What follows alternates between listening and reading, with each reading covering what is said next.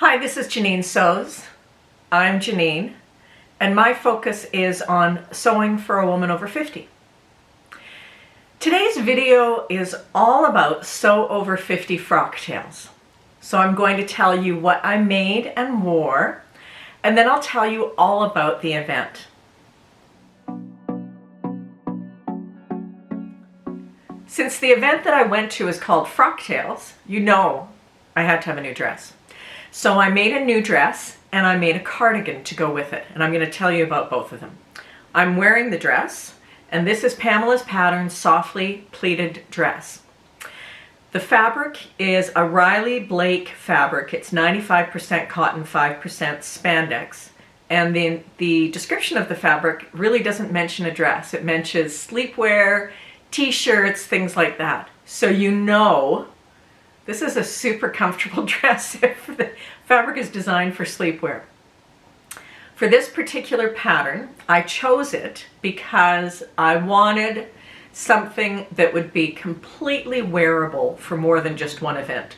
So I wanted a dress that would be good for work or for going out for dinner, maybe going to a show, something like that. So I wanted a relatively understated dress design, especially because I had picked this rather wildly printed fabric, and this pattern seemed to fit the bill. I like Pamela Leggett's patterns because they are designed for a more mature figure, and there's actually another pattern company that is now designing for the more mature figure, and I'm going to mention them a little bit later on. But Pamela builds in a slight high round back adjustment, and the waist is usually a little bit more relaxed, and then she also gives you some really good instructions on finessing the fit. So with this, I right away decided to make two changes. The first was that I decided to change the scoop or round neck to a V, and then I also decided to line the bodice, because if you watch my last video, which I'm going to link up above, you know that I've fallen in love with this idea of lining a V-neck on a bodice, because then you get this really beautiful finish. No messing around with bands. And then also I think that a lined bodice is nice because it the top hangs a little bit better. So those were the two changes that I made. With Pamela's patterns, she has you sew things to a certain point, then you baste items together, and she walks you through making it fit you correctly. Now for this, I chose the full bust option for the bodice and a size large. So I got to the point where things were basted, and then I tried it on to fit it. And the size large was so big on me. So I wound up taking off at least a full size in the sides. And then the other thing that Pamela has you adjust that makes a lot of sense is, I'm going to stand up and show, I'm going to explain it and then I'll stand up and show you. This has a slightly empire waist. When it's basted together, she has you pull the waist up or down, or both pull the skirt up or down, so that you can decide where you want the soft pleats in the softly pleated dress to fit you, so that they open up nicely over any stomach or bum that you have. So I'm just going to stand up and show you.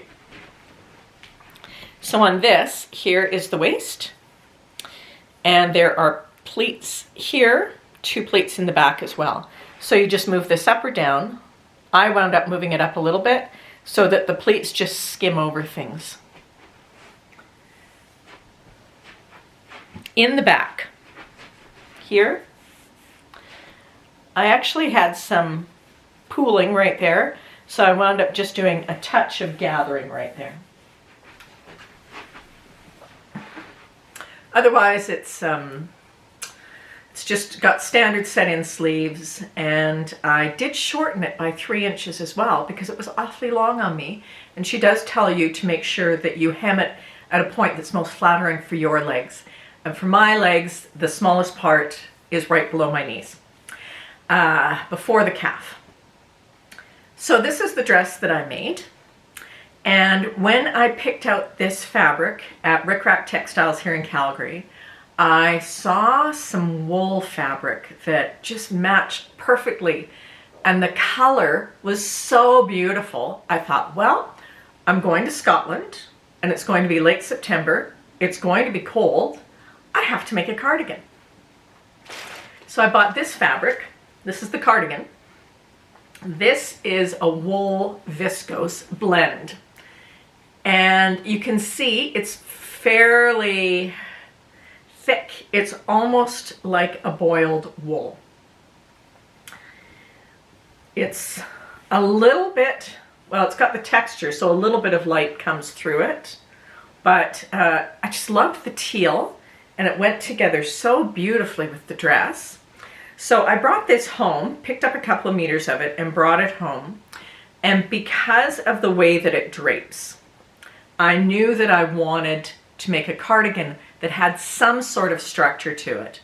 I didn't want just a plain cardigan. I didn't want another basic cardigan. I wanted something a little bit interesting.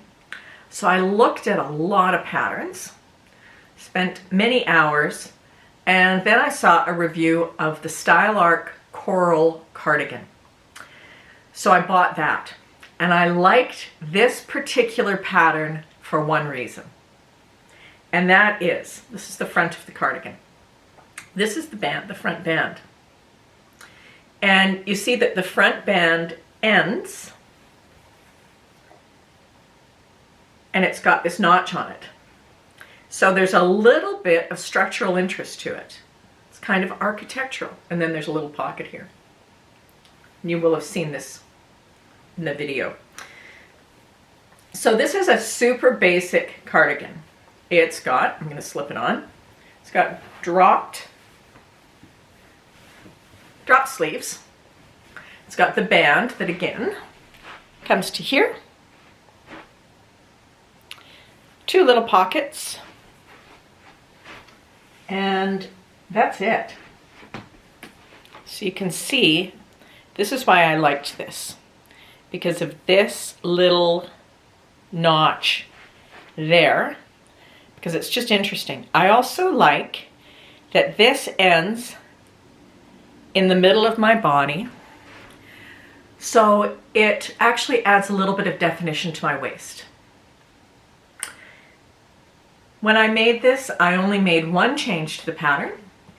And that was, this is designed to have cuffs. And I thought that cuffs would be too bulky on it. So I just added a small 1.5 inch facing to the cuffs so that there's still this nice crisp edge. So I had my dress and I had my cardigan and I went to Frocktails. So in the next section, I'm going to tell you all about Sew Over 50 Frocktails.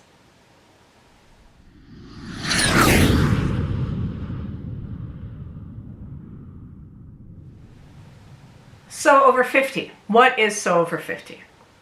I'm assuming that people know about Instagram. Sew Over 50 is an Instagram account. It came to life because Susan Young Sewing wrote a blog post in 2018 talking about how there weren't a lot of people over 50 represented by pattern companies. I'm going to post a link to all kinds of things down below. One of those is Susan Young's blog. After that, Judith Rosland from Edinburgh started the Sew Over 50 account on Instagram. She was shortly joined by Sunny Days, her name is Sandy, from Australia, and Judith and Sandy have been running the account since late 2018. The purpose of Sew Over 50 is to create a community for those of us who are over the age of 50, men and women, so that we have a place to gather. It's a place for like-minded people, and also so that pattern companies, pattern designers, anyone involved in the sewing industry knows that those of us over 50 are still a force. We're visible, we're still sewing, we're still spending money. So that's the purpose of Sew Over 50. It's mostly the community, but it's also, let's make sure people know who we are and what we're doing. There are about 43,000 followers of Sew Over 50 now, as of this moment. I started volunteering as a guest editor in 2019, and I'm currently the relief editor. So when Judith and Sandy take a break, I manage Sew Over 50.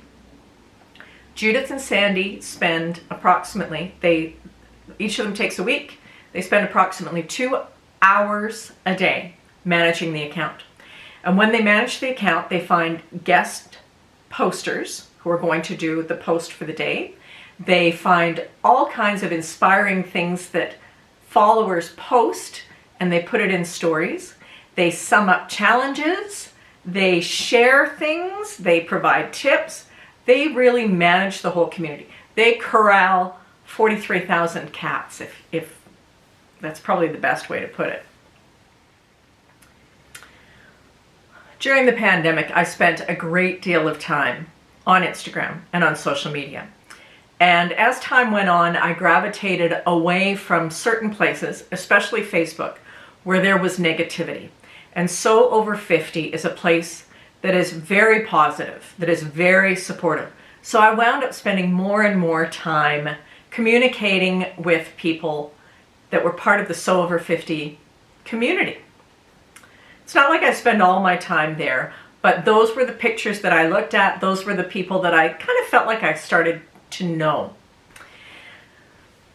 When it was announced that there was going to be Frocktails in Edinburgh, I just kind of made a mental note of it.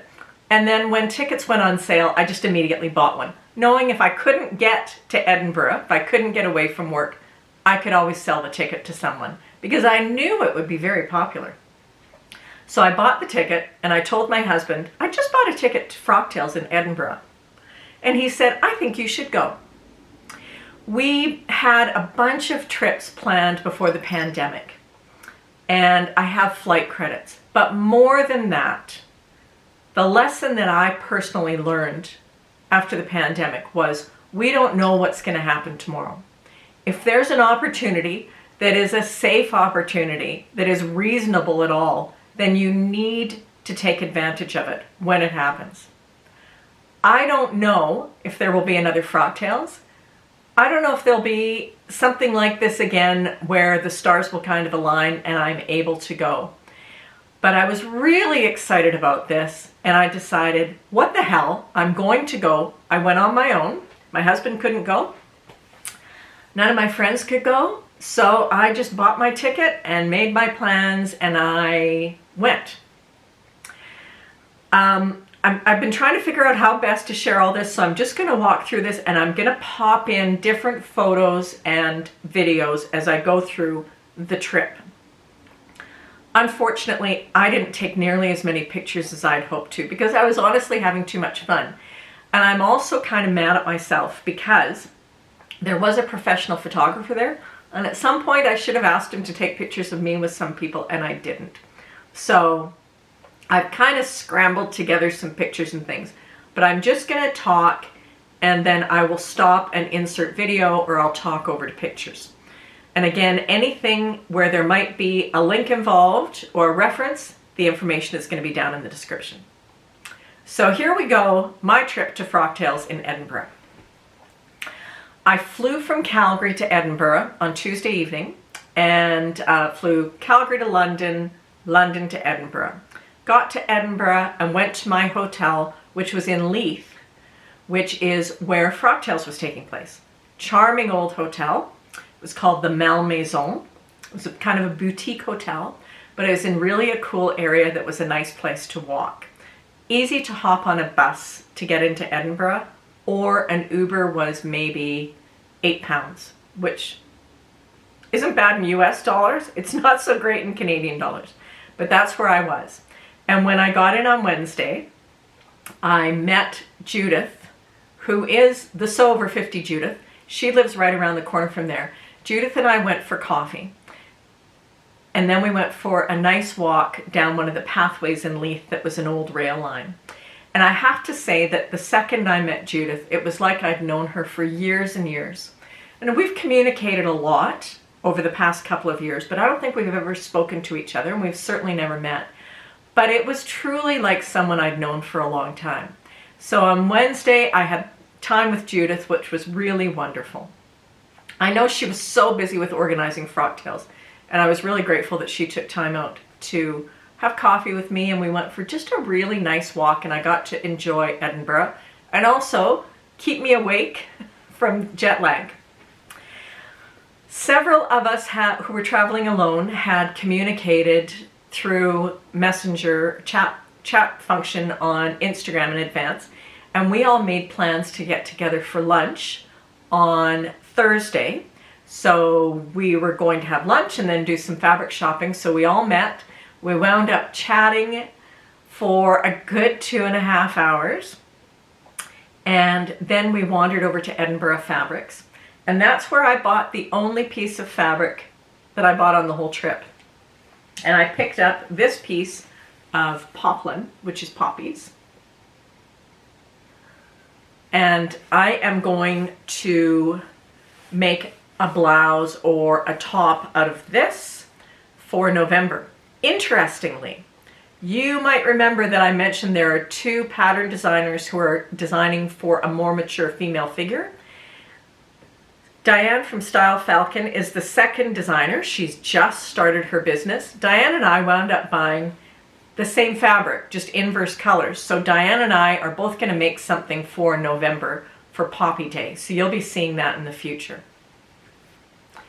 So that was Thursday day. And then on Thursday evening, I had dinner in the hotel with one of the other women who was staying at the hotel. We just sat down. Before too long, a familiar face walked in. It was only familiar because it was someone from Instagram.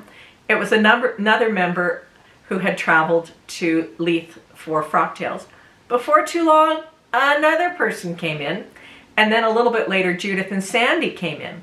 And this was how it was sort of like being at the cafeteria at work, where everybody just kind of wanders in and you all know each other and you all sit down and visit. So Thursday was a super social and fun day. And on Friday, Frocktails was on Friday night. So on Friday during the day, I just needed a little break. So I went into Edinburgh and I did some shopping on my own.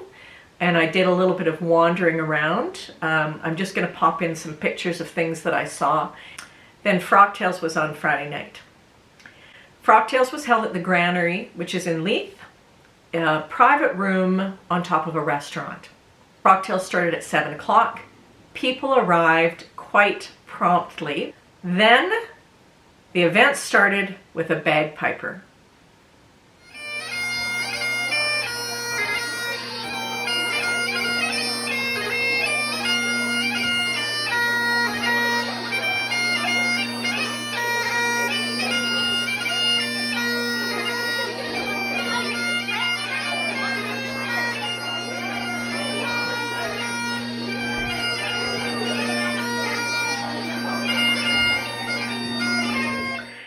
There was a lot of chattering and so many people saying, "I know you." Everyone felt completely welcomed. This was one of those events where I didn't see anybody standing alone because we all had that thing in common. We had something to talk about and people were just very warm and welcoming. And you have to remember too that most people who sew are pretty introverted. So that was the amazing thing, that everybody was so welcoming. And when you talk to people one-on-one, they would say, "I'm normally really shy," but we were all kindred spirits. As the evening went on, Judith and Sandy welcomed everyone to the event. And I love this clip because you can see everyone looking at them, smiling, so appreciative, and just so happy to be there.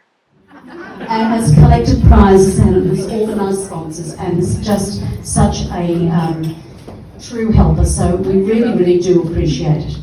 And Kate has been, like Janine, one of our longer term editors a few years ago. And Kate was, she was the sheep on the, the black sheep. The black sheep. Then after Judith and Sandy spoke, everyone opened up their gift bags. We all got wonderful gift bags. I am going to put information on all of the sponsors in the description.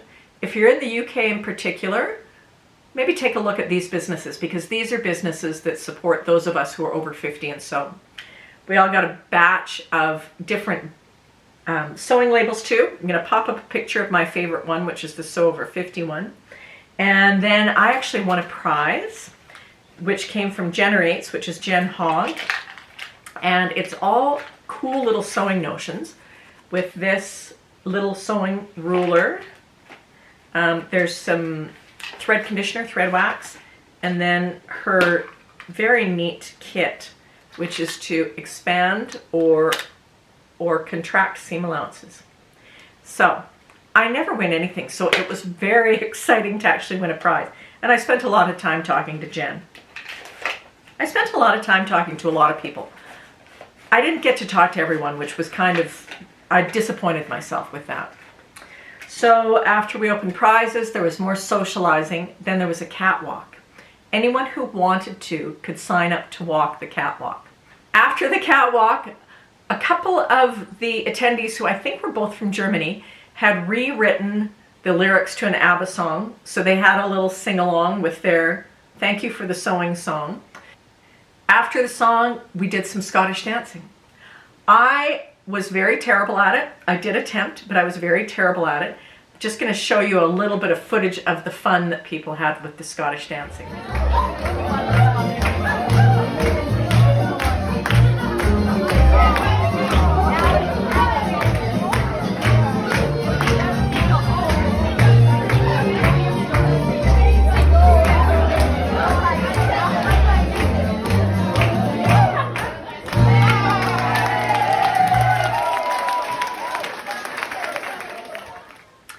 Then after that, people started leaving.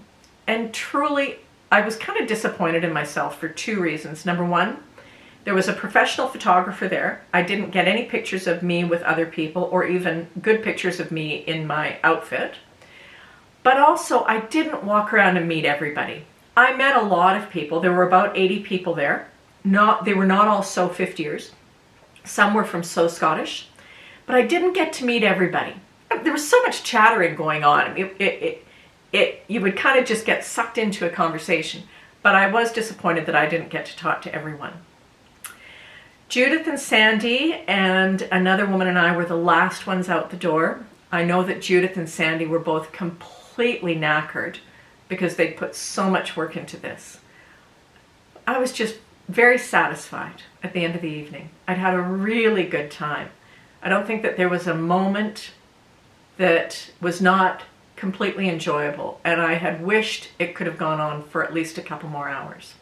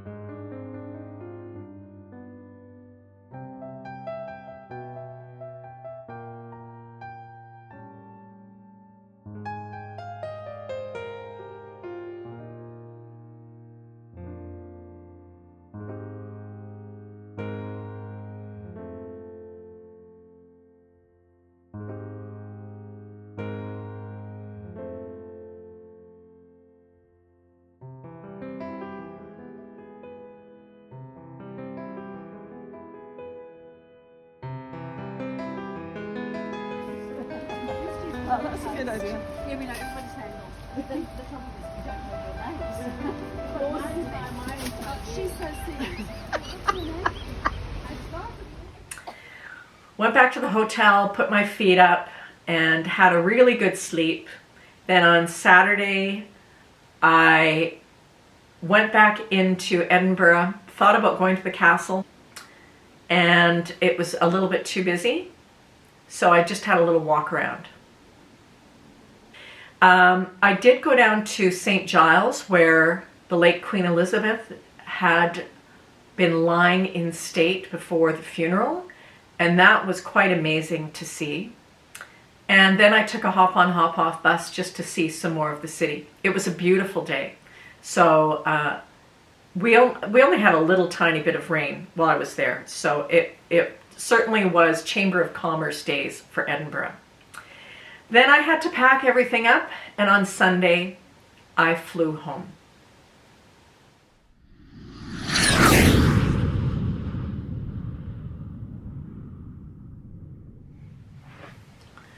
So the big question all this week has been, are you glad that you went? And of course I am. It was worth everything. It was worth the long trip, the lack of sleep, the eating terribly, the being in a strange city on my own. It was worth all of it. I think it was lightning in a bottle. I don't know if this is going to come around again. So I'm really glad that I did learn from the pandemic that if you have an opportunity, there are times when you just have to jump at it. And I know that sometimes as we get older, we get a little bit set in our ways, but part of me also knows that as we get older, it can be more difficult to do things. So we just have to grab onto these opportunities when we can. So what I want to say to you is, if you have the opportunity to go to a Frocktails event, a picnic, there's a sewing picnic in Vancouver this weekend, a luncheon, a sewing social event, I really encourage you to think seriously about it, knowing that when you walk into the room, you have something in common with these people. They're going to be kindred spirits. And for sure, you'll have one thing to talk about. Did you make that? Where did you get that fabric? What pattern is that? But right there, you've got a whole 10-minute conversation. So yes, it was completely worth it. What am I sewing next? Well, this was kind of the big thing. So I'm at a bit of a loss. The weather is going to start to cool. It's looking like autumn here. The leaves are changing. And I don't really have a lot of casual tops that go with my new navy basics. So that's kind of where I'm going to go. I'm going to work on a few tops that are not orange and brown because they don't go with anything. So that's what's coming up. There will certainly be several projects, but I'm just not quite sure what is next. I kind of feel like I barely put my bags away and I'm not quite ready to jump in on another project yet. But there will be something in the next couple of weeks. I hope this was moderately enjoyable and not too herky-jerky. And if you are on Instagram and you don't yet follow Sew Over 50, I hope you will, because I think that you'll find that you'll get a lot out of the community. Thanks so much for watching. I will see you really soon.